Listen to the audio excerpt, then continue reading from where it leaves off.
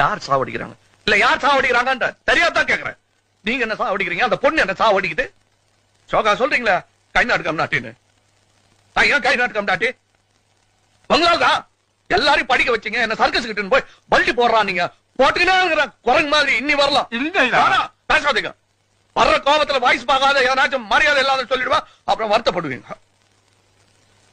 எனக்கு என்ன குறைச்சல்? நீ ராஜா, ஒரு குறைச்சலும் இல்ல.